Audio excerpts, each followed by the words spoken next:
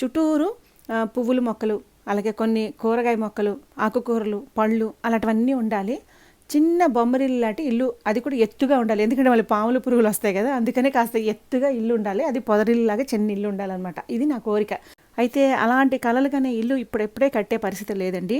ఎందుకంటే మా వారి ఒక్కరి శాలరీ, అది కూడా చాలా లోన్లు ఉండటం వల్ల చేతికి చాలా తక్కువ అమౌంట్ అందుతుందన్నమాట. దాంట్లోనే పిల్లలు ఇంజనీరింగ్ చదువులు, సంగీతం, మిగతా అన్ని ఖర్చులు అందరికీ ఉండేటట్టుగా అవి కూడా ఉంటాయి కదా.